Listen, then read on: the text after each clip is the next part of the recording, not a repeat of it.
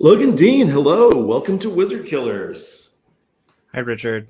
Hey, it's really great to have you with us, and I know we have some folks in chat, and so feel free to jump in with questions. Logan, other than being the disgraced head of research at Megacorp, tell us a little bit about sort of what you've worked on, what you're working on now, what people might know you for in the TTRPG space. Sure. I'm Logan Dean. I wrote The Company, which is a corporate survival horror game in 2020. I wrote Extraction from Demon Fucked Cleveland. I did Metroscape Bloodbath. Last year, me and Adam Bass made 1978, which was kind of a 2-player Halloween horror game. I don't know. I worked at Explosive for a little while. I was the product development manager for Joking Hazard. So I did a lot of traditional board game, mass market board game development, product procurement, fulfillment, logistics, all sorts of fun stuff. Doing a lot of Kickstarter fulfillment consulting now, helping people with their games, Triangle Agency, buy Haunted Table, working on Blister Critters with Still Fleet. Got some cool stuff coming out. Nice. Hello, Real Meat Castle. So I think with that said, kind of how did you get started, not only with horror, but specifically sort of how did you get started with horror RPGs? I guess, so I started playing RPGs in maybe like 2001, like with the Star Wars D20 system that Wizards did. They had the Invasion of the box set, which came with yeah. And my friends and I bought it, and we thought it was a board game, and then we all made characters, and then like didn't know what to do because none of us were GMing. So like I took on GMing. But the Arkham Horror 2nd edition board game came out, I think in 2008, 2009. And I got really into that. And that kind of got me into playing board games again. And that got me into Call of Cthulhu. And so like I was playing Call of Cthulhu for a while, and then I started running it at shows for Chaosium, because like a lot of people, you can run games for companies at like Gen Con and stuff, and they'll buy you a badge if you do enough hours. So like that's how I paid to go to shows for a long time, was I would just run games for Chaosium for like Saturday, Sunday at the show, and then I'd like Friday and Thursday like hang out. So I got into that. And then I got really into Mothership in like 2018, 2019. And The Company actually started as a Mothership like module that I made, but I had it as a contemporary module. And then I just kind of broke off and changed it and tweaked it and made it its own thing. So that was how I made that game, which would be my like first game. Nice. So you're also a huge horror film buff. I think that's not unusual for horror RPG people. But what is the sort of like what were the movies that sort of got you excited to sort of think about sort of bringing them to the tabletop? Sort of what movies kind of inspired the way you thought about horror for connecting with the tabletop? Or tabletop gaming. So I used to live like 6 blocks from a video store. So like all summer, I would just go and rent 50-cent VHS tapes like every single day and just watch as much as I could because I was kind of an indoor kid. So like from when I was like 13 to when I was like 16, like every summer, that's all I did all summer was just watch horror movies and like other Right. stuff too, but mostly horror movies because they had the coolest VHS covers. Mhm. And stuff like Dawn of the Dead, Day of the Dead, like the Ramiro Dead movies, the Carpenter stuff, obviously, like the Thing, Escape from New York, like They Live, such, you know, timely genre films like at that time. Mhm. But recently, stuff like Michael Clayton, um, Uh-huh. Tar is like a horror film. Like Oh wow. Okay. finding like that inspiration in what I find horrific, which is like everyday life, the mundane fears of late capitalism, right? So finding horror in these things that not like people find horrific, but actually fear. And you broke up a little bit right there, I think, unless we're having some terrible internet issues on my side. Could you repeat just the last thing you said? Like trying to make like horror from not like things that are scary, but from things that people actually fear. So like Right. Mhm. um I don't know, these like thrillers, like David Fincher stuff is really great because he has this Mhm. way of like creating tension with just like dialogue that's really fun. And like his cinematography is just very tight. Like Right. Mindhunter's really good at this, like Mhm. kind of putting you in a psychological box as you kind of get the story around it. Uh, that type of stuff is really fascinating now. But when I was a kid, it was just like B movies, like Yeah. Stuart Gordon movies, like Castle Freak and shit. Mhm. All right. Okay. I think one of the things that we talked about a little bit before is that you'd really have a skill for building tension, and you're sort of you've I think that in that kind of hitting on the things that not just are horror, but that people are or horror conceptually, but the things that actually people fear, and that build the tension and build the anxiety. Um, all fiction is driven by tension, but what's special about horror's relationship to, say, tension, suspense, uncertainty? I think the interesting thing about horror is like it's an elective thing that people choose to participate in, right? Like because Right. Mhm. fear is something that we all experience. Um, but I don't think people seek it out as openly outside of like watching or dealing with horror media. So like what it is it's danger. It's a controlled danger, right? It's the same as like jumping out of a plane or bungee jumping Right. or something. Mhm. It's pushing yourself to a limit that you have so that you can get some kind of thrill out of it. And Mhm. that tension is something that we want to experience because it gives us a chemical reaction in our brain, right? It Right. makes us Right. feel a certain way. And not everybody wants to do that. But people who seek it out tend to like group together and become kind of a community, which is kind of fun. And so like we compare experiences and like we enjoy these things together, which is why I think like horror lends itself really well to tabletop. Not in that like it's hard to scare people. And Right. at a tabletop situation, you kind of don't want to outwardly scare people because you're giving up safety, which is the thing you should really never give up at a table. So you have to find a way to create fear, but not like outwardly scare people because that is a breach of that social contract. So you create fear. The way I create fear is with tension, and the easiest way to create tension is to create it between the players, because the players don't they aren't really in the fiction, not like this the nature of what we make, right? Like they're engaging with it but they're not in there, but they are there together. And so creating mechanical ways for players to interact adversely is kind of what I rely on. Things like clocks are really good because clocks create psychological barriers just by existing, Uh-huh. because people have preconceptions of time and time winding down and time what that means. So if you introduce a clock that's ticking down and just say that, all the players are going to like immediately make a connotation on what that means and almost immediately think that it's bad. So you don't, all that work's been done for you tension wise because you've just introduced a ticking clock.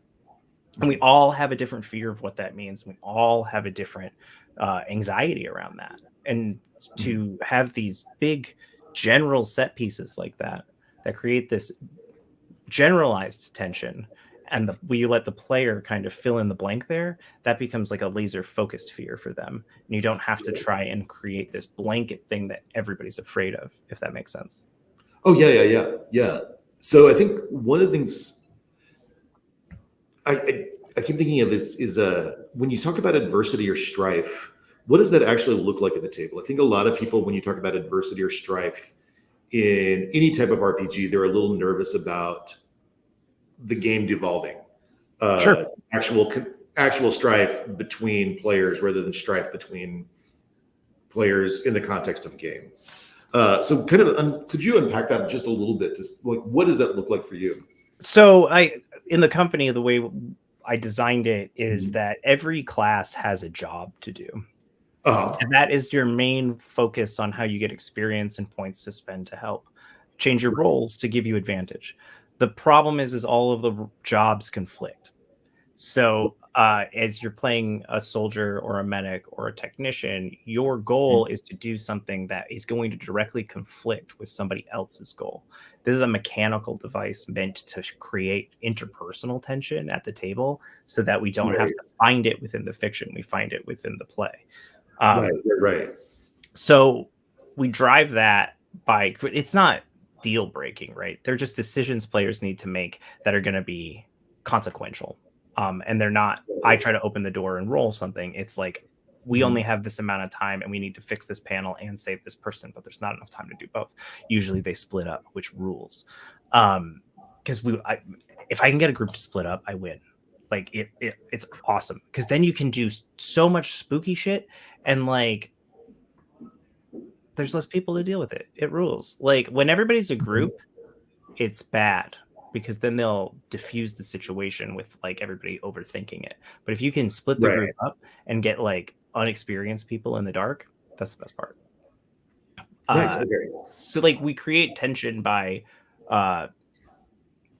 pushing these buttons, like pushing people into places, not characters, right? Like we're playing the players. And this is a thing like I think you have to do in horror is like know your table and like who you're playing with. And this is why it's really important to establish boundaries and veils and lines and like safety absolutely up front and make sure you're never stepping over those lines. But when you can play within this box of like generic fear and kind of let the players find it, that's where it kind of feels the best when you're not pushing things on them. Right. And I think that's a really interesting because it's a thing we always think about is like, how do we scare characters? And for a long time, you know, the big goal of Call of Cthulhu was to scare characters, or other war games was to scare characters. Where I think Dread sort of kicked off a thing where, like, how do we get players to feel tension? Yeah. And I think that was the start of a very long sort of process of thinking about, like, how do we get that connection between the character's tension and the player's tension, especially when players are coming from like 20 different places before they show up for a game. Some of them are in the mood to spend time with their friends. Some of them are in the mood to be in a horror scenario. Some of them just want to hang out. So I think that's really fascinating to me that you're really looking at how do you bring that tension for the players. And you touched on this a little bit, but I'd love to get your thoughts on what is. Horror, of course, operates across a lot of media, and horror novels function in very different ways. than horror cinema. What are sort of the unique challenges of bringing horror to an RPG table? The medium itself is inherently interactive, right? So like, Yeah. and incredibly subjective on the person who actually reads it. So like, usually the weird thing is like if you're writing a horror or prose, you're interacting with one reader almost always. Yeah. And then that reader tells somebody and interact with more readers. In RPGs in general, you're interacting with one reader who's going to disseminate that information to other people indirectly. Mm-hmm. So like that's weird as hell. Like that's an odd way to share art. And it's already unique in that sense. So even unlike a video game where we all kind of interface with it the same way, one person is taking what you wrote and it's filtered through their interpretation of it. So I like to make big kind of tableaus. Like I liken them to like play sets for action figures. They're kind of empty with big bright colors all over them and like flashing features, but how they interact is up to how you present it to your players and what they do.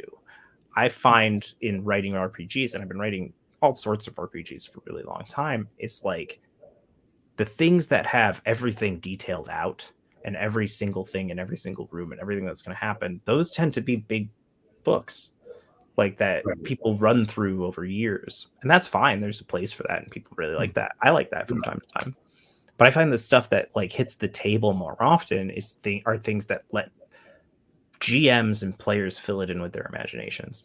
And so stuff like Cleveland is like, it's a bullet list of things you'd find in this weird place, really, right? And then some tables, because tables are amazing. And so you can create this vibe that lets the imagination of the GM kind of carry forward, that lets the imagination of the players fill it in. And then they're like, oh man, you're brilliant. You did all this work. And it's like, nah, you guys did the work. I just gave you this like paintbrush, like you filled it in. And there's a balance there with horror. There's this like tell, don't show type of mentality. Like that's like, oh, like you don't see the monster and like it's the tension and all this stuff. And that's fine. But like, the GM's going to change that anyway. Like if they don't like it, they're going to make something up. Like just let them play. GMs want to be creative. I think a lot of people think they can't do it because they don't have time. Like right. But if you give people 2 out of 3 tools, they're going to figure out this. It's like the clock, right? The players have filled in the connotation of the clock. They want to create. They wouldn't be playing if they didn't. Like you really want to give players an open book, like an open field. That's a tight walk though, because like you don't want to like leave too much open, because like then they're just like, well, you didn't do anything. I don't know. Yeah. Did I answer the question at all? I don't even. I think you not only answered the question, you skipped ahead to my next question. Oh, geez. I'm gonna throw you a curveball now. I think it's really interesting to me that, and I touched on this a second ago, like the shift from horror is something you read to horror is something you watch. That happened like in this, starting in the 50s, but really sort of pushing into the 70s. We got whole new genres of horror when we made that switch, or different things became very, very important. Like we can go back and write a slasher novel now, or a novelization of a slasher, but you really needed cinema to kind of create the genre of the slasher. Fiction created psychological thrillers and detective stories and suspense fiction that sort of go to some of the same directions a slasher does, but you will never get the feeling from watching a slasher that you get while you're just reading a psychological thriller. That's a different, distinct sort of opportunity. It's not a deficiency per se, but it's an opportunity. Sort of, what opportunities do you see coming for horror when you shift it to the table? Like what kind of subgenres or opportunities or chances to explore do you find happen when you bring horror to the table rather than having it solo reader or solo or group viewer, and they're actually kind of immersed or interacting? That's a good question. I have to go on like my experience on what I've used first, like, which is like I write about contemporary topics because I think that, you know, now is pretty scary. And you know, people, there's a big push into horror again, like there's a big rise in horror like consumption again, that I think was the last time it happened like this was like 2002, which is, you know, like it makes sense that people are kind of pivoting into this this like I'd rather like be scared and in escapism because life is scary, so like let's do that. And like it's almost like a vaccine, like an inoculation to the horrors of the world, right?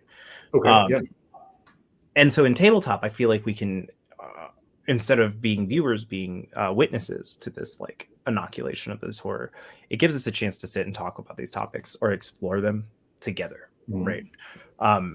You're talking about Call of Cthulhu, and Call of Cthulhu is like kind of the classic of the genre, right? But Call of Cthulhu is based off of terrible like tropes made by like, you know, a noted racist xenophobe, and you're talking about a time period where it's usually like the 20s and 30s, not the best time for, you know, representation of marginalized people. So you're getting a very specific flavor there. And what I love is I love stuff like Chris Bibby, like doing like the Harlem. Oh my god, I have the book. Harlem Unbound. Yeah, like that book is incredible because it looks at that time period, and it gives you the whole picture of everything that's happening in Harlem at the time, and like all of this, like the Black Renaissance and like the jazz scene and all of this stuff that like the people who wrote Call of Cthulhu just didn't feel like talking about because like it didn't fit their narrative. But like it's absolutely a huge cultural touchstone happening at that exact period of time and should be included in it. So like those explorations are incredible and necessary, and we need to have these conversations at the table because people weren't doing it before. Like Moonlight on Roseville Beach is really great because you're talking about a mystery, you're doing mystery genre stuff, scary stuff with it, like, and like putting a spotlight on traditionally marginalized groups, right? Like, so people can have these conversations with these like guardrails that let them kind of, you know, explore these themes in a safe way that they weren't allowed to before, even in this medium. So like I think it's really the same way like romance is being explored in like lyric games and like other stuff, like how we're finding all of these like intersections of like life and sexuality and like how we live and like the horrors of everyday life and how we live in this capitalist society and how we survive. Like we have these conversations already at the table. Like this is why people play Dungeons and Dragons, is to have a successful life as a freelancer and go on adventures, right? Like that's escapism. Like we're having these conversations already. We're just couching them in these like other realms, right? And that's all horror's ever done, is hold a mirror up. So I put one question in to kind of lead us into thinking specifically about RPGs as the thing that and this is a show very focused on creators developing new game material. We want to demystify writing. We want to demystify publishing in the RPG space. So when you think about all that detail about horror, there's things that players need to know. There's things that GMs need to know. But we, as the designers / writers, producers of material, we don't get to be at the table. Except kind of in this mediated space. What is, and let me make sure I'm phrasing this the way we originally talked about, but what do we think about as writers, designers when we're creating horror content? You mentioned earlier, you know, you're creating something for somebody else to sort of perform and present, and with the intention that it will be paraphrased and developed and sort of localized for that table. What is uniquely challenging about sort of thinking about horror when we're not the people actually bringing the horror game to the table? uh, and that people have a very different relationship with us than a script does for people producing a movie. I mean, my process is terrible because it's usually like I have an idea and then I like just start laying it out and then writing, which everybody loves. That's why almost everything comes out riddled with typos when I release it. And then that you get to V4 and then there might be one less. I'm trying to like think. Writing for horror is weird. I write speculative horror most of the time, Right. usually around tech. And the hard part about that is reality keeps scooping me. So Right. anytime I come up with some weird tech thing that I think is horrific, it's like Elon Musk usually does it. So like I have to kind of figure out how to be scary in a world that's terrifying, and like it's trying to one up me all the time. That's really strange. But as I mentioned earlier, I stopped trying to write scary things. Like I stopped trying to write things that were like monsters, right? Because people aren't really scared of monsters. Right. People aren't scared of, I mean, people might be scared of ghosts, but like I think it's more fear of not knowing what it is, right? People fear, like people have fears, and that's what I've been trying to write. Like fears of like people have fear that they don't have enough time, they're going to be alone, they're going to like not be enough. Like these are things that people actually fear, and you can turn those fears. That first one, don't have enough time, that's just a game mechanic. You can put that right in there. So like you can create horror out of the mundane by just capitalizing on fear. And everybody has fear. It's just this idea of keeping it within the safety of the box and the safety of the table, and not overstepping that bound. But I try to just hit that, like that I also like come at it from a comedic perspective most of the time, because like that helps. It's like these are like really hard topics to talk about, and like a lot of the stuff like Psychers is all about like body mutilation, and like it's really a power fantasy, but at the end of the day like you're being changed into something, and like that's tough. I gotta cut that with some sugar, right? Like I gotta put some humor in there, and like the humor for most of the stuff I do comes through the satirical lilt of it being corporate. Almost always corporate issued documentation. So like there's a very sterile delivery of it.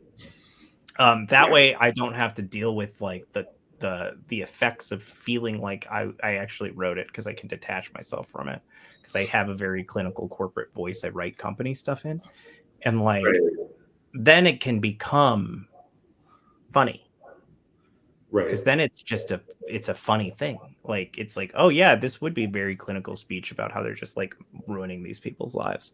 Well, because like I listen to corporate quarterly calls, that's what those are. Like oh yeah, we made $10 billion last year, best we've ever done, that's why we're eliminating 10,000 positions. Like, oh cool, neat. Like you have to find humor in that, otherwise you're just going to start screaming. So like cutting all of it with this like really biting satire is the only way I think that those work, because they could really easily fall into either like schlock, or they could fall into just being insensitive, which is another like hard like turn I don't want to make. Is something that's like making light of something, or like being overtly gross about like a topic. Like I'm not making horror for shock value. Like these aren't like Eli Roth books. Like it's that's not my intent.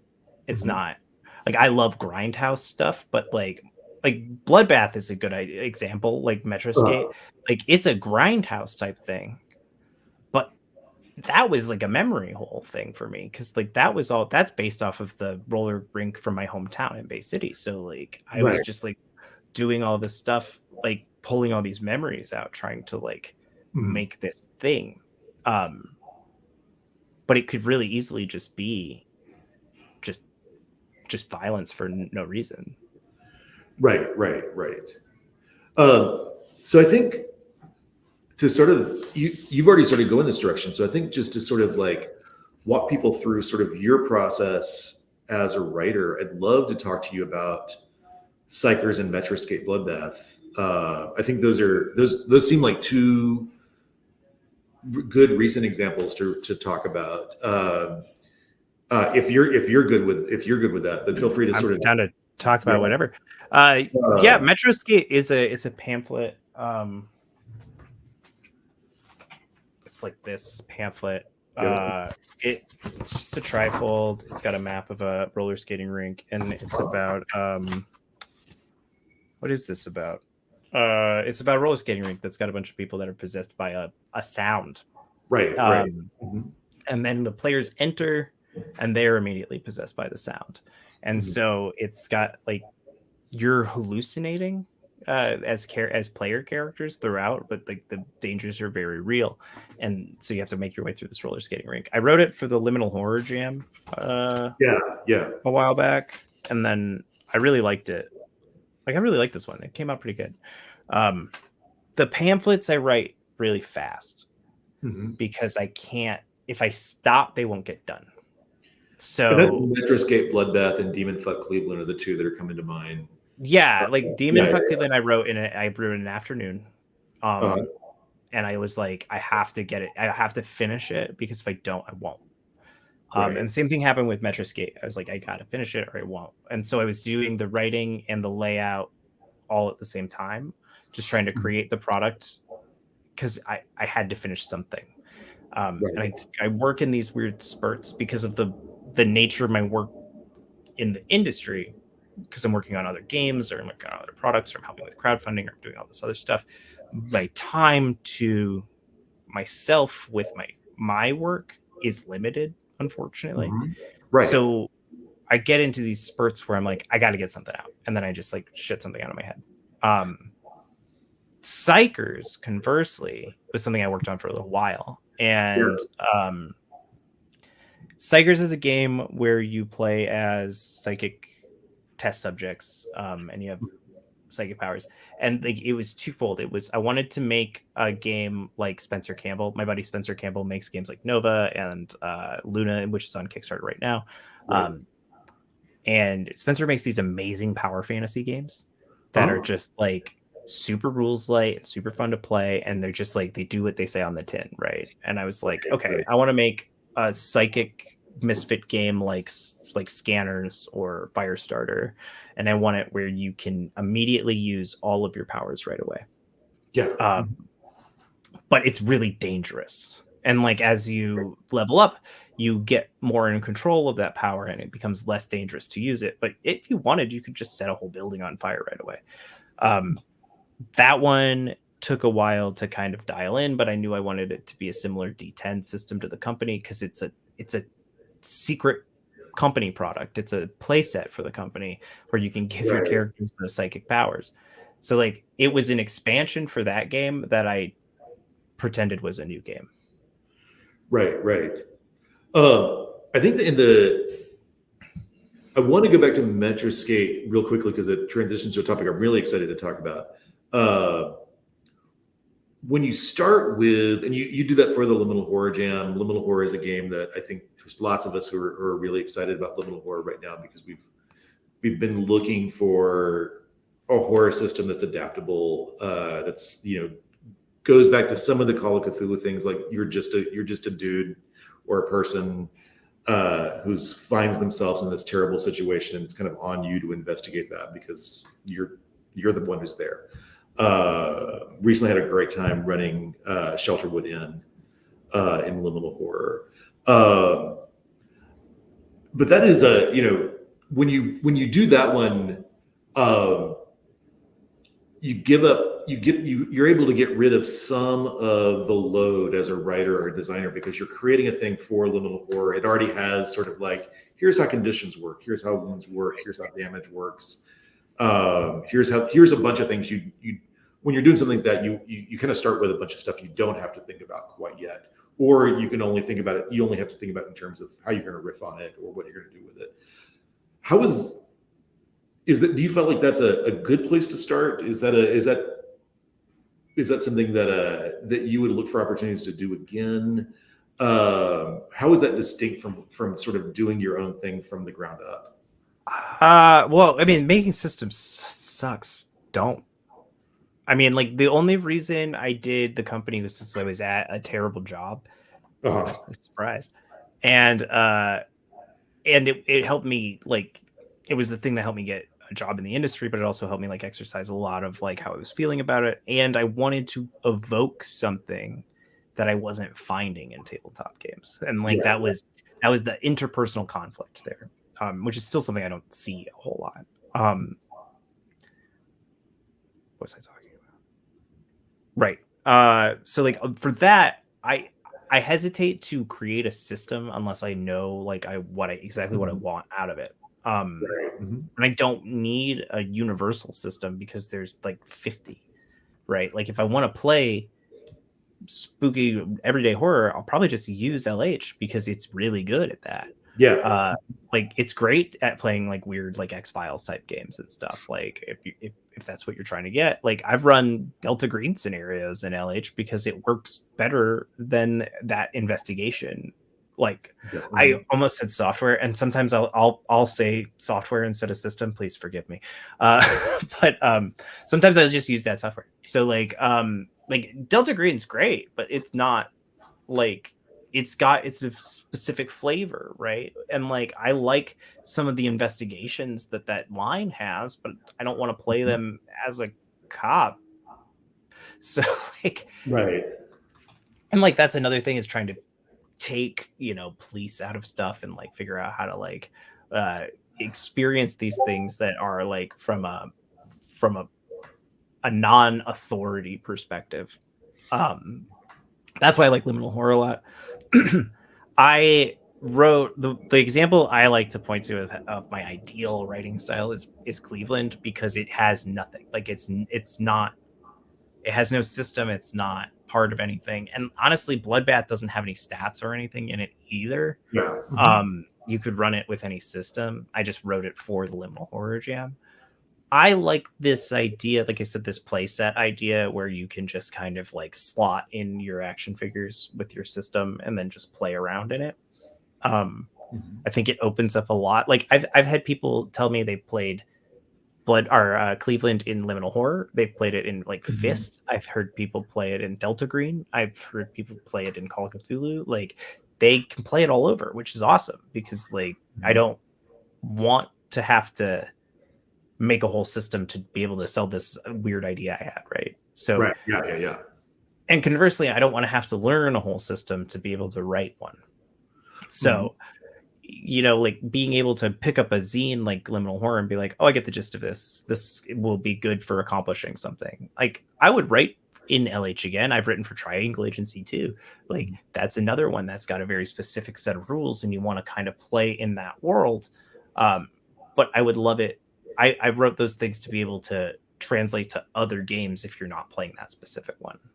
And that's how I use modules though. Like I use old like AD&D modules to make modern things. Like you can take those ideas and cut and paste them elsewhere.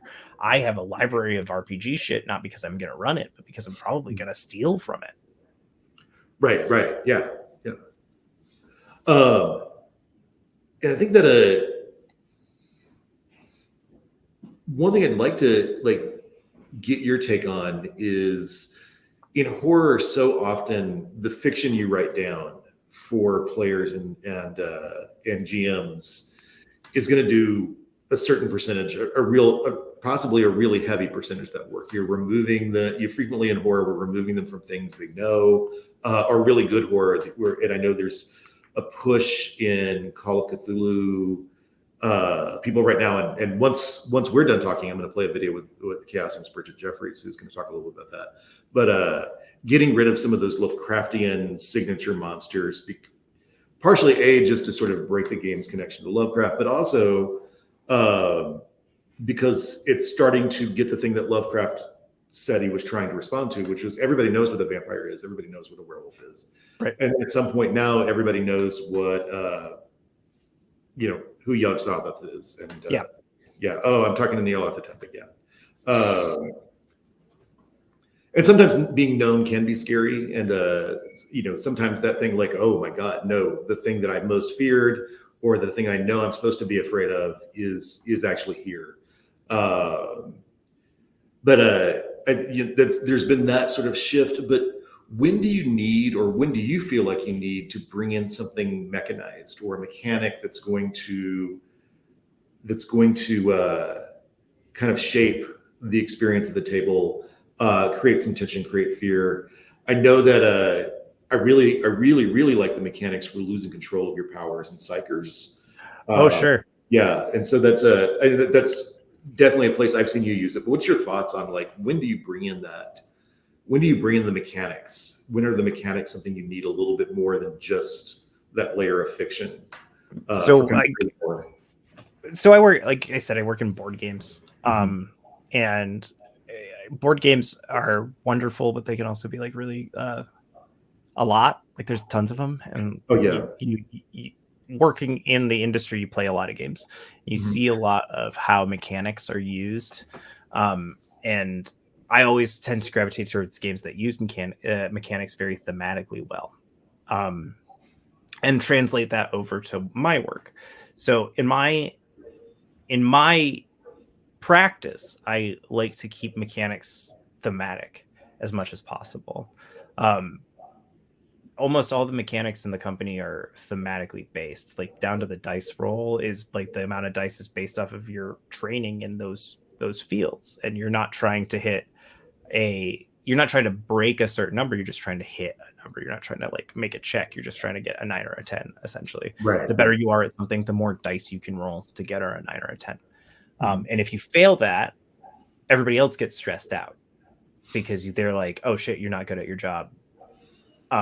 Which is just like real life. So in Psychers, you can use all of your powers right away, which was something I wanted off the bat. The problem is the higher powers you're more likely to lose control of them. And that means like you're going to put yourself and others at danger. Is this high risk, high reward type roll the dice type of thing? It's a board game mechanic, just ripped it off completely. Took it out, put it in, lit it up. But it functions in the theme. It's not there superfluously. Like it's not there just because like I want the players to explode all the time. But now that I'm talking about it, I kind of want to make a game where people can just explode at any time. Because that sounds fun. Right then. Well, yeah, and it's also the fun of uncertainty. I'm going to do this awesome thing, but wow, oh my gosh, what if the person next to me lights up? And consequent. I mean, everything I write, especially in the RPG world, is a response to something I've played, and something I'm playing a wizard in a Dungeons and Dragons game that I've been playing for like 10 years, right? And so like my biggest frustration with playing a magic caster in the big game is the spell system and how like I have to like have slots and learn spells. And like it would be cool if it was like DCC where I can just do any of these spells, but like the really bad ones are probably going to vaporize me, right? Like that's what I wanted. And like that's thematically makes sense within that world, right? You could find a high power spell and be like, I'm going to try this out, and it could just like end you. So what does that look like in the fiction I'm trying to write? And so we translate that over, and we have to create a mechanic around it. So the mechanic is just,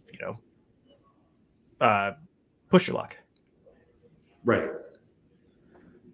But keeping mechanics tied to themes helps from getting scope creep on mechanics and like trying to add too much or overburdening a game. In the company, there's only like 3, I think, mechanical systems. There's the dice, there's the player interaction, and then there's the drive, which is your experience, but you can also burn it. And you can spend any of your stats to boost rolls. Like you can like shave off HP if you need to like exert yourself. You can like go a little like stressed out if you need to like think harder. Like all of your stats are fair game for cannibalization, which is another thing I really wanted to touch on, because like that's how we function in society, is like we cut off or use parts of ourselves to exert ourselves out to be able to accomplish tasks, because society's not going to meet us to help us, so we have to do that. And like these are all, every mechanical aspect of it is a commentary on how we use that thing in our real life, if that makes sense. So like, like mechanics aren't these things I want to throw around. Like I don't want a mechanic for reloading because I don't give a shit.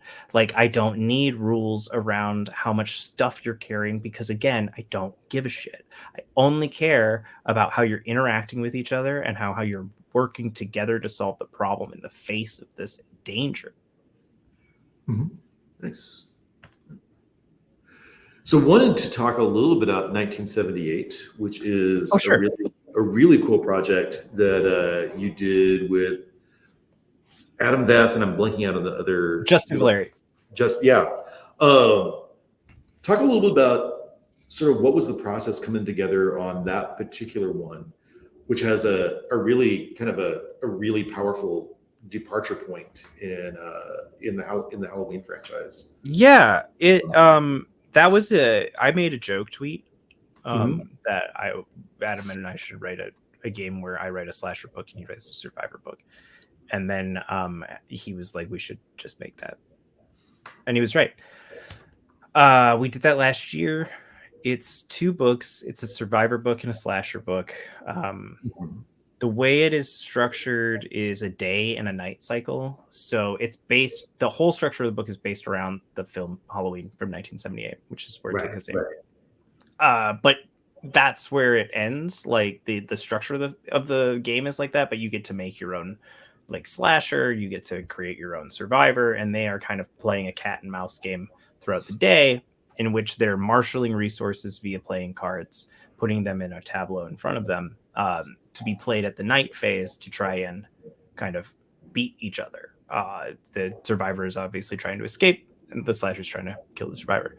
So it plays on these, archetypes in the genre, but like very heavily like influenced by that kind of text film of Halloween, but gets into more themes of like stalking, and like the town is a big aspect of the game. So like how like these traditions of communities kind of play out together, and like how those reinforce these types of fears and stuff. It's a lot of fun. It's really good. I wish I could say I had more in the development, but like Adam kind of cranked that thing out. Like we had a meeting and he was like, yeah, we'll let's come up with some ideas. And then I think he emailed me the next day and was like, so I wrote this. And I read this game and I was like, yeah, this is perfect. I think we tweaked it, the main mechanic a little bit from there, but Adam kind of like knocked it out almost immediately. And I was like, okay, cool. That's done. And then I wrote the book, all the prompts I wrote for the slasher. He wrote all the survivor prompts. Justin did an incredible job on the art. And we did all the production. Like we did the cards, and like each card has full art, like, and then it's got the prompt on it too. So like because the prompts, each player gets a book, and the prompts are the same. They just have different kind of blurbs with them. Right. So you're playing off the same deck of cards. It's a shared deck of cards, and then you're going back and forth. But it came out really well. We're really proud of it. Great. Okay. So Logan, last question. Oh boy. 3 media wrecks that you feel like people writing, developing, creating games in the horror genre should engage with. Oh, yeah, like creating anything in the horror genre, or just like specifically role-playing games? You can. Yeah, I'm thinking mainly role-playing games, but if you want to go off in a slightly different direction, I feel like I'm very open to that. I mean, I have like I'm always surprised. Like my biggest horror influences are like Michael Crichton and like J.G. Ballard, but that's because like they were writing about just like horrors of modernity. Right. I don't know. I mean, there's a lot of good stuff. I like this. Brian Evanson writes a lot of really good, evocative horror. Mm-hmm. Laird Barron made a whole like cosmic horror pantheon that puts Lovecraft's garbage to shame. Right. Right. Not really sure why those aren't like bigger names. For writing role playing games, I recommend the same book to everybody, which is the a pattern language, which is like just the it's a book of it's a manual on how to build communities. And it's a book that was recommended to me by Sean McCoy. Like it's an incredible resource on how communities are built and interact, and it teaches you a lot about how like pieces of society function together. Like it's just a really fascinating book, but it's presented as a manual on basically how to build a civilization. Oh wow, it's a really interesting book that I recommend people trying to read, but especially if you're making interactive things like RPGs, dungeons, locations, stuff like that. It helps to kind of look at that from a anthropological point of view, outside of read. Like I always read a bunch of the stuff you're gonna write in. Like I read as much stuff as you can. Watch as many movies as you can. Watch not horror stuff. Honestly, like some of my Michael Clayton is a really great corporate thriller. Like Tar is a terrifying movie. Loved it. Like those aren't horror movies. Like watch westerns. Like you watch any action movie made in 1980s, it was almost wholesale stolen from a western that was made in Italy 20 years before. So like watch old movies. I don't know. Like see how society hasn't moved really. Like we're not in any like new realm. All the same prejudices are still there. All the same fears are still there. Like I've been watching Turning Point, The Bomb in the Cold War on Netflix, because it's a really great like timeline of like Cold War tensions, which we're looking at now, like the same type of stuff, right? Like horror, like I was saying, is not about being like having it can absolutely be about having the goopiest monster, which rules, but like at the end of the day, like people aren't scared of that. They're scared of what it represents. Like if the goopy monster represents the slow march of death, then yeah, that's pretty scary. You gotta kind of probably figure out how to branch those two together, but that's not on me. Yeah. Stephen King's On Writing is a great one. I like that one a lot. I don't know, like just watch, like read. I don't know. Writing horror is so weird because it's so subjective. Because like what I find scary, you might not, and like what we fear is different, but we have fear. So like Peter Straub wrote a bunch of really great stuff, like like political stuff, like not necessarily like people's political memoirs, but stuff like How to Blow Up a Pipeline, The End of Policing. Like you need to learn about the world you're living in in order to properly critique it, I guess. Like, and you can't be blind to the struggles that are going on. So like you really need to like be looking at things like what's going on in Palestine and like what's happening here in the American South, and like how like what's going on in Sudan, and like what's happening all over the world, because like those things aren't going away just because you're not paying attention to them. And like learning about that is more important than like I don't know. I have a hard time not like speaking about it and not talking about it and not like engaging with it, because I want to learn how we can be better. Like a better world is possible, right? Like we have to fight for it, and we have to fight for it now. And if you're fighting for it through your art, then you need to be educated on what you're fighting for. Right.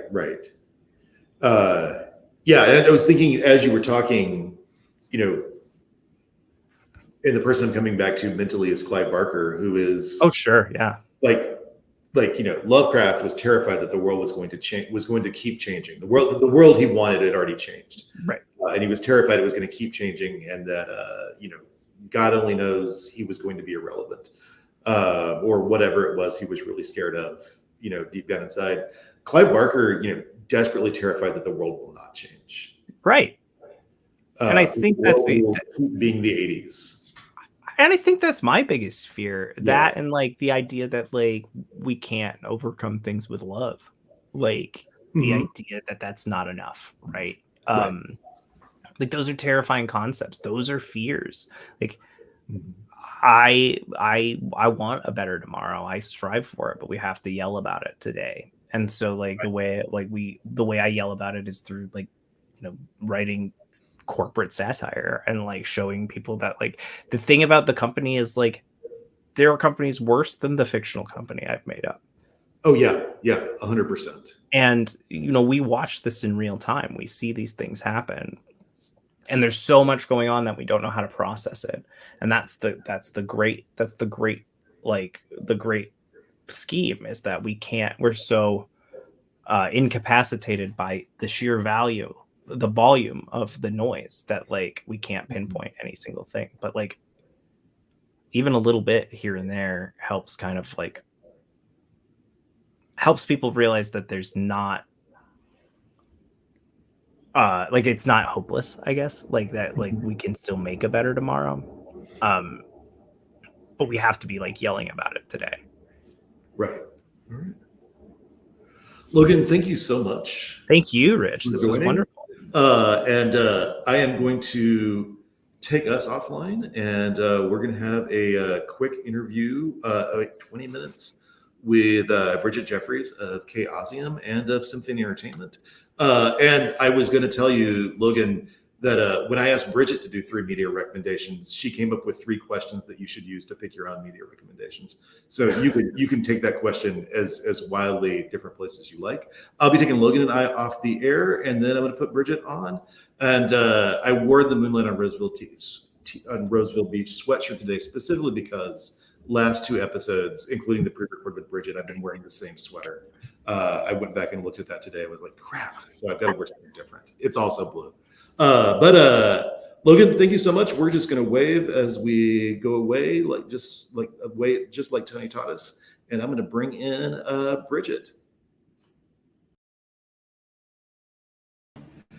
Hey, I'm Richard, and this is the very first pre-recorded segment of Wizard Killers.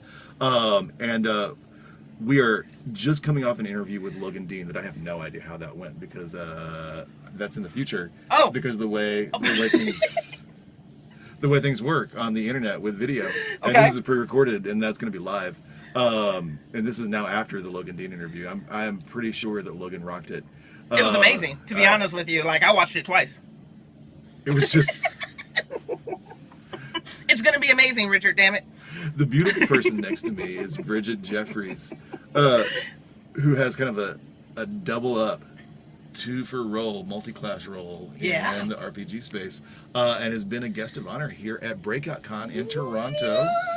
Neither Bridgett or I are normally in Toronto. I'm normally in New York, and you're normally in Ohio. Yeah. Go Buckeyes. Yeah. Yeah. So tell us a little about what you do at your, we're going to randomly pick one of the jobs as first, because you're multi-class and you've evened out your levels, though. Multi-classing. Symphony Entertainment. Tell me a little about Symphony. Yeah. So Symphony Entertainment Gaming and Arts is my gaming company that focuses on horror tabletop role-playing games. Horror is by far my happy place. So much so that I wanted to cultivate a community, content, and engagement around horror role-playing. So I created and founded Symphony Entertainment the year before the world ended. I had my debut at UConn in Ann Arbor in 2019. And then, as we all know, the world exploded in 2020. And that forced something really beautiful to happen that was super unexpected. It forced us to start gaming online. We couldn't connect in person. We were dealing with multiple layers of just like fear of our health, fear of our finances. Everything was falling apart. We were in isolation. So a bunch of individuals that I started pulling together in Symphony started gaming online, on Discord, on Zoom. suddenly there was like 2 or 3 horror games going off a day.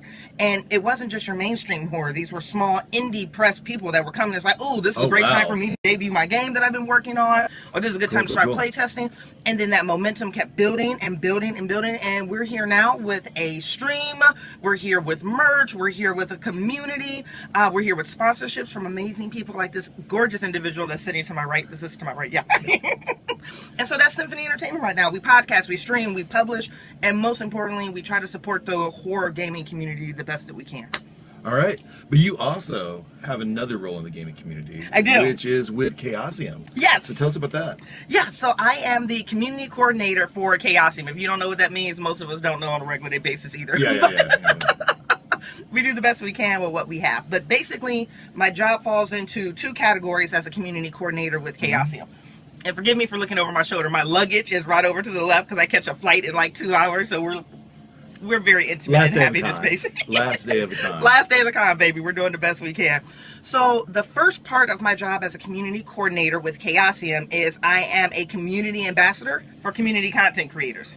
So you, dear listener and viewer, if you are like, have this cool idea in my head, or have this cool idea on my flash drive, or I've always wanted to publish for Call of Cthulhu, or RuneQuest, or 7th Sea, or Pendragon, Chaosium actually has a program that's dedicated to creators like you, for veteran creators or brand new creators who've never put a word on a piece of paper, where they can actually self-publish. And they have hired 3 individuals, myself, Mark Morrison, and Nick Brook, to actually assist you from going from cool idea to monetizing on Drive-Thru-RPG. Which even includes like print. You could literally have something that you publish. Oh, it's in my suitcase, and my suitcase is over there. I have a bunch of community content books with me. Printed books that you could have from publishing on our license, which by the way is free to use if you go on our community content program. Nice. Yeah, so that's one of the jobs that I do, and I love that aspect so much.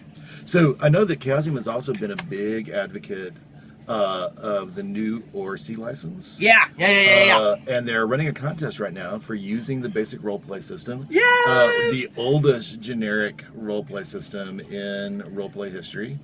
Is that a fact? I think so. Wow. It predates both the generic version of the hero system and it predates GURPS. Shut the front door. Yeah, it does. You learn something new. See, this is what you get when you hang out with industry professionals like Richard. Yeah, wow. Any award-winning professionals like Richard. Industry professionals.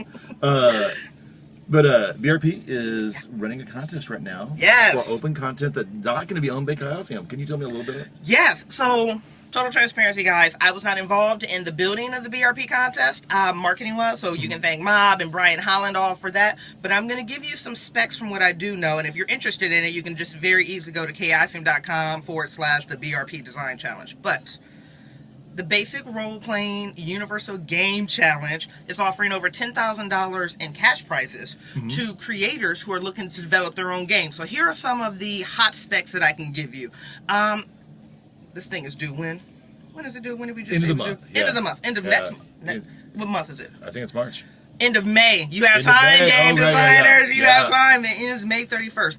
Effectively, you can submit a pitch for a game. A pitch for a game in Not a long whole or short game, form. just a Not a whole pitch. game, just Yeah. a pitch. Just a pitch, guys. Know where you are right here. You can submit a pitch to Chaosium, a budget for the production on what you need help for your game, an outline on how the potential winnings would be distributed to help bring your vision to life, how the BRP rules, by the way, if you haven't seen that book, it's super studied. Yeah. Oh, God, that's such a gorgeous book. How the BRPUs have been used in the game, and what makes the use of the BRP system, the setting, unique to the gameplay. So that was me reading a lot of text. Let me just try to break it down Bridgett style. Yeah. Game designers, this is your damn moment. You have a major publisher that is willing to throw money at you, that's throwing encouragement at you, to throw an opportunity at you to build your own game. This is your moment. I have not seen something like this in the industry in a long time, if ever, for me. Have you seen something similar like this? I don't know, because most of the times I see this, and I think this is one of the important things, is that at no point does Chaosium own the content you make for the contest. In bold print, not if a finalist... you own it. I don't know if you can see it, dear you camera. won't be able to see it, but yeah. They don't own finalist content. No. There's none of that, like your stuff is going to disappear into WotC vaults or anything like that. Right. Well, this is Wizard Killer, so we there's one publisher we will be, just direct with. But But at no point does anyone but you own this content until Yeah. you sign a contract. But the money is not contingent. The prize money and the Right. placements are not contingent on you working with Chaos. On with working with Chaos, and right, If baby. you win, it's essentially a grant It's to do what you Ooh. want with the cash. Oh, my hair just fell out. I don't know what that means for you guys, but Yeah. enjoy. So, seriously, how Yeah. crazy does it look? Is it good times? It's I'm good on, times. I'm on It's 3-day you. con here. It's me. You. I It's you. love the girls you walk on. Designers, look at this challenge. Look at yourself and think to yourself, like, could I do this? The answer is yes. The second part of that is, should I do this? Probably. If you love BRP, Yeah. and I know there's a lot of people who are that's going to be too crunchy for them, Yep. or not where they want to go. But if you like BRP, Yeah. and that's the place you want to work in, this is a great This opportunity is an amazing to opportunity get, for you guys. to see how together your pitches. Yep, absolutely. To get some pitching skills, because I feel like even if you don't win, you're gonna build up some pitching skills. The You're gonna build experience some- alone yeah. is going to be absolutely valuable. And just Richard and I were on a panel yesterday here at Breakout Yeah. Con regarding RPG publishing, and one of the things he mentioned and that kept coming up again and again was like, leverage the community around you. It's okay if this is going to be your first game pitch you've ever submitted, because you know what? Yeah. You'll be operating from a point of experience by the time you pitch your second, your third, or your fourth. Mm-hmm. Leverage the community around you. And see what BRP could actually do for you, because there's a crunchy aspect to it, but it's also hella intuitive. It's roll low, have a great day. Yeah. So Yeah. if you're interested, if you're considering it, if you know someone that should be considering it, definitely forward this opportunity around, because this is one of those moments where just looking at the fine print and looking at what Chaosium is doing, this isn't coming from a place of predation. It's literally coming from a place of celebration. That was what I hesitated for a long time to look at the terms of the contest, because I was like, I don't want to be disappointed in these yeah, people. I like I don't want to be everybody, mad. and I don't want to be annoyed. Yeah. But yeah, the fact that you own it and nothing is going to disappear into Chaosium's vault, because Yeah. at no point in working in this in any of the terms of the contest does Chaosium own their stuff until they separately contact you and say they want to publish this game. Yeah. Which is, of course, never promised, but like, yeah. Right. But and that's not the prize. It's Right, the it's prize not the is prize. the grant money. Correct. So guys, it's an opportunity. Yeah. Go chase that down. And good luck. Yeah. All right. So Logan just talked about Logan and I just talked for I assume like hours on writing horror, possibly only 45 minutes. It was amazing. I'm sure it was That was amazing. top shelf, yeah. But you have brought for us today 3 recommendations. Yes. For media that you feel like people wanting to do horror games should be engaging with and contacting, or like working with and looking at. Yeah. So tell me about what those first recommendation is. Okay. Okay, so here's what had happened was, Richard was like, hey, I need these 3 things that you would recommend for creators in horror to look at. And I went cheesy. But they're still valuable. There's value here. Yeah. But there's also Bridgett cheese on here. So the very first thing that I would look at if you're looking at game designing, that's what we're going for, you're looking for game designing, go look at your favorite mechanical system in the game design world for horror. Hard stop. Hard stop, okay. Hard stop. So I could tell you to go look at BRP. I could tell you to go look at the year 0. I could tell you to look at Morgborg. I could tell you to look at Forged in the Dark. Forged in the Dark? Yeah. I always forget the system because the names change, right? This is Forged, yeah, right? yeah.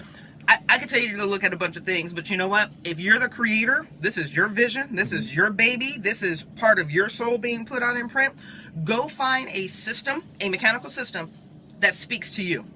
You probably know what it is. You know you have that system that's like, man, I will chase that system down anytime when it's in this type of context. Go find that system and then start looking at it from a game designer standpoint versus just a player standpoint. What are they doing particularly that makes that so fun? For example, if you're looking at Dread, one of the things that like makes my toes curl and get me really excited about Dread is the physical theatricality of it. It's the sensation of your palms getting wet as you're starting to tap on little tower pieces and see if it falls over. That's why I absolutely love Dread. I also love the character building aspect of it. Let's look at it from a mechanical standpoint. Why do those aspects speak to me? Why do the mechanics of your favorite horror games speak to you? And then start becoming inspired by trying to duplicate or replicate those things that you enjoy in your favorite mechanics. So, out of curiosity, just name a mechanic that you love. Oh gosh, I love the fact that in liminal horror, Okay? you are constantly whittling away to your ability to carry equipment, because all your conditions that you build up in that game go into your equipment track. Okay. So you are constantly losing the ability to do much besides run. Yeah. And you're dropping things, and you're not able to sort of process more and more stuff because you're constantly building up wounds. Yes. You're building up, you're building up psychological conditions. You're building up panic attacks, and all this other stuff is stacking in to that equipment track. Okay. And each one, each one has things that might clear it or things that might make it go away. But those are going into your equipment track, and so you're playing modern investigators in a horror kind of setting, or modern individual people who are not trained to deal with horror in any way, shape, or form. Yep. So this isn't Delta Green, Right. So it's you're just constantly dropping what you have, and so much of what you are as a person is what you're carrying around. As this and so these things are kind of coming away from you as your stats are whittling down, as you're constantly reducing your hit protection, and your stats are whittling down, and everything like that's happening until you're sort of there at the end, just with you and some very small bits of equipment that you've continued to carry with you. Yeah. Because you've kept dropping things. Yeah. Oh, you described the hell out of that, babe. Yeah, my God, that was sexy. I love conditions in liminal horror. I think they're some of the best. It's one of my favorite condition systems for horror. So hard stop. I love the conditions in liminal horror. Is one of my favorite conditions. That is something that you enjoy about that game. That is a mechanic that you enjoy. Back into your favorite mechanic and ask yourself, why do you love it?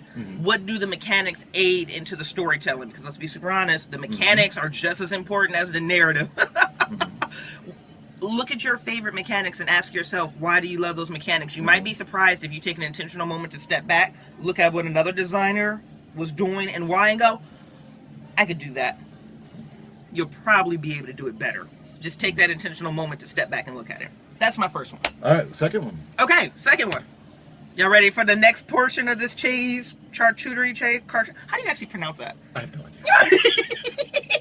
Charcuterie. I think it's charcuterie. Is it charcuterie? I think it's charcuterie. Charcuterie. I still can't pronounce it. That's the trash. Whatever. Listen, I can't say linoleum either. Struggle with that. Linoleum floors. Don't get me started on cephalopods or whatever. Even in this industry. I'm just confused by talking to humans. So it's great that I'm in an interview show. Listen, humans are a whole vibe and send us a prayer to them constantly. The next I would recommend looking for. Go ask yourself who your favorite creator is. In the horror space specifically. Find out who your favorite creator is, and then start asking yourself those exact same questions. Okay. Why? Why does this creator speak to you? Not only as an individual on the other side of the table, what is it about their writing? What is it about their contributions? What is it about what you cultivate in their games that you go, yeah, I could do that, or I want to do that, or ooh, I could do that, but better if I do it that way. There's so much power in slowing the hell down and stopping and thinking and asking yourself your questions. So I'll do this exercise with you again. I'm going to put you on the spot. Yeah. Name a horror creator that you absolutely love. Well, I don't think they self-identify as a horror creator. Oh. And I'm gonna double up. I'm gonna go to one in gaming, and one outside of gaming. Let's do it. Meg Baker's Siron. Meg Baker's a wonderful human being, but also, Siron is a beautiful horror game. Okay. Because of the way Meg just removes your ability to control what you're doing. Oh, can you say that one more time? Just say one more time. Your ability to completely control what you're doing, and you always choose to take the risk that you're going to lose that control. Oh, me, wow. But because you're in desperate dire straits, you have amnesia, you're being chased. Yeah. You're being pursued. They're coming for you, and sometimes you're going to have to tap into those powers that you can barely control. Yeah. To escape from the pursuit, and you're not going to succeed in controlling those powers, and other people that you did not want to hurt are going to suffer. Oh, ouch. Ooh, that's my other people. That's I think that's one of my favorite things about that game is that sense of real personal horror. Yeah. I can't control who I am, what I do. That I have no ability to take responsibility for the things that I actually done. Yeah. Bridgett, you're a word myth. You rolled that out, baby. Woo! Yeah. Out of gaming, Sylvia Morena Garcia. Okay. Yeah. Spec figures out there. Yeah, the range of stuff goes from fantasy and horror back into weird sort of magical realism, just all over any sort of weird fiction. And one of the things I love that she does is really just evoke setting in powerful ways that draw on the history of Mexico and the coming future of Mexico. That just she said things in the 80s in Mexico City. She said things on the west coast of Mexico in the 50s. She said things in the early days of the 20th century, kind of moving all over Mexico and that one all the way up to El Paso. And just the way she evokes setting, the way the setting sort of does so much of the work. And sort of like creating the sense of isolation, creating the sense she does nail isolation really well. Social isolation. It's silver nitrate relies really heavily on social isolation, even though you're in the middle of one of the largest cities in North America. In Mexico City for that whole novel. I don't think you ever leave Mexico City in the novel, but silver nitrate it's just you're here the characters are isolated by the homophobia of people around them, the sexism of people around them, the classism and everything else. And their own sort of like anger in response to that. Well articulated. So that's Sylvia Moreno Garcia is, I think, my other one that I would fall back on, just kind of grabbing right there. So what about you?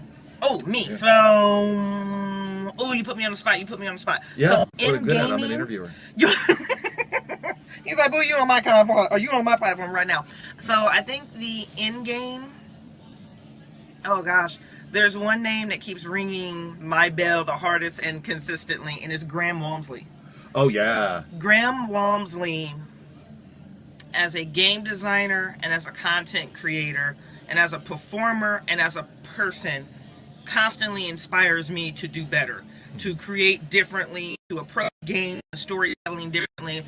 And honestly, he is one of my biggest inspirations. The first thing that was published under Symphony in particular was Blue Dark. Oh, was like the server is Blue Dark permission from Graham Walmsley. And if I have to take the advice that I just gave you, dear listener, and I have to reflect it back on myself, things that I want to be in Graham. Graham has an approachability that is just, I don't know how to articulate it. He's accessible. He's excited to support you. He's happy to soundboard off you. And he manages his boundaries with that well. That's something that I want to be as a creator. Graham tells stories that hurt. But he's so upbeat and like joyful. He's also like really mellow and kind of calm back. That's something that I'm not mellow. I'm calm back. I'm very hyper. I am very flirty. But I can watch Graham does as an upbeat individual and watch how he actually makes that horror singing. It's just there's a poriousness in the way that he tells stories when he was that's absolutely lovely. So you just cut your hand off. Oh, love. I want to tell stories the way that Graham Walmsley tells stories. Graham game design, from looking at Cthulhu Dark, looking at Cosmic Dark. With, oh my god, if you're not on board with that, I believe he might be doing that on Kickstarter. He might not. I saw something on Facebook just about it this weekend. But Cosmic Dark, when that gets jump on it immediately. Also, like several of the books that he's published on game design.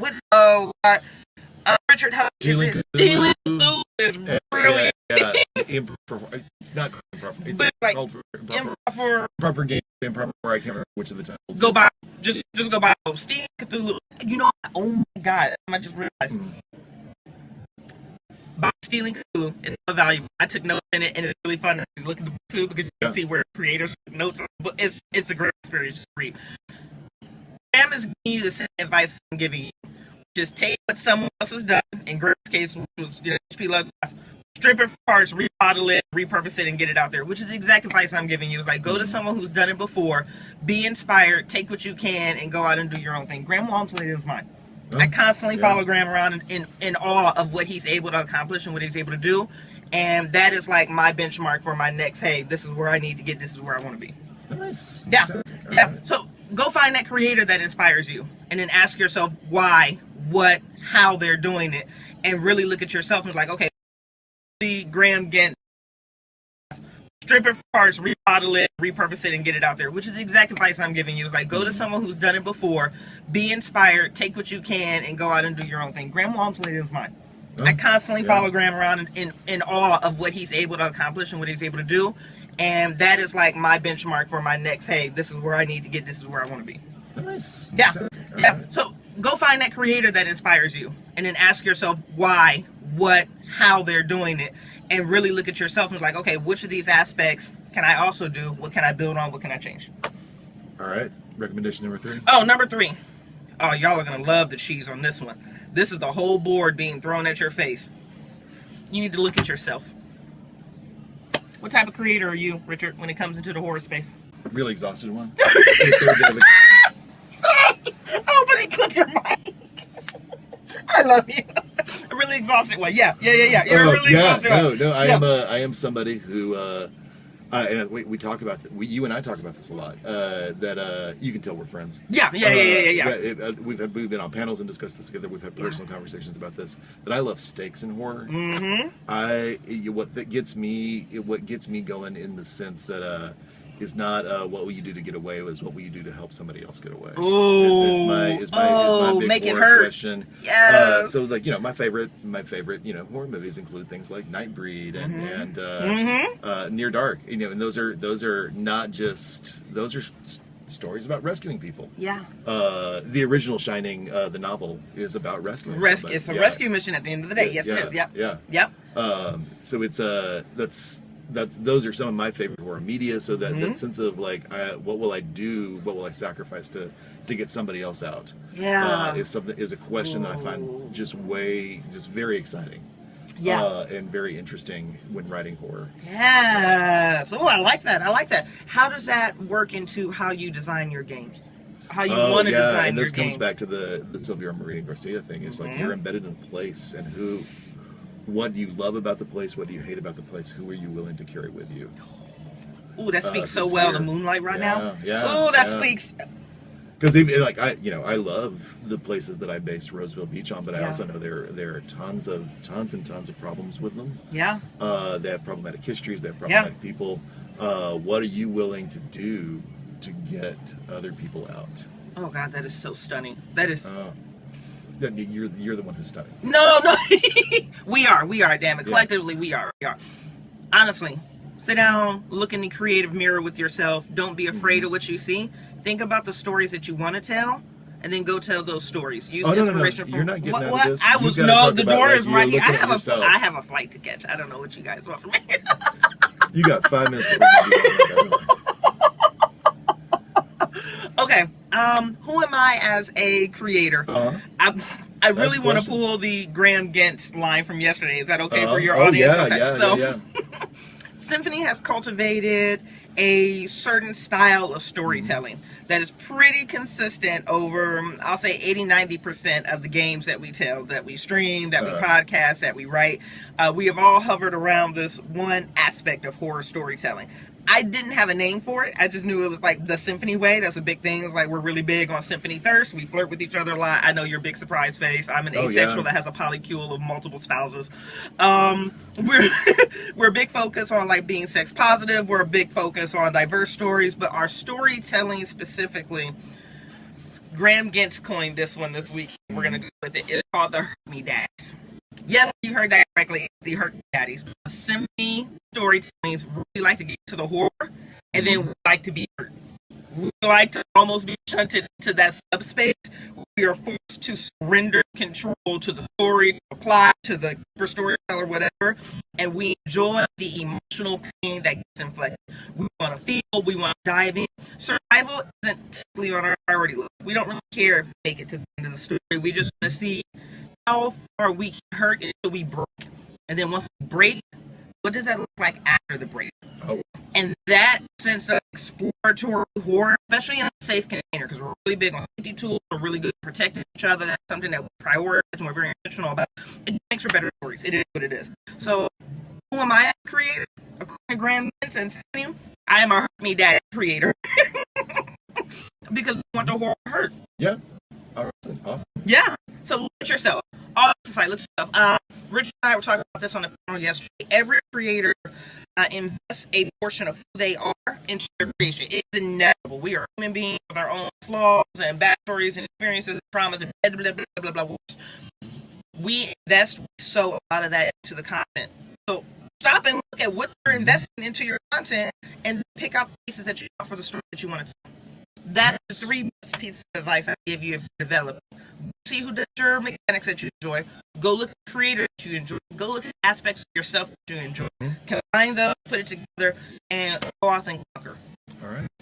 Thank you so much. No, thank you for having me. I love it. This is exciting. We're just going to turn. 5. Yeah, we're in a very little booth here because otherwise we're going to get the background noise of a hotel that's exiting 3 different conventions today, I think. Honey. And a normal body of guests. Yeah. A body of normal guests. I don't know. Some bodies. There's some bodies. Yeah, there's some bodies. It's a horror show. Got it. Yeah, we got bodies. We're going to wave at the camera. Stop. Bye.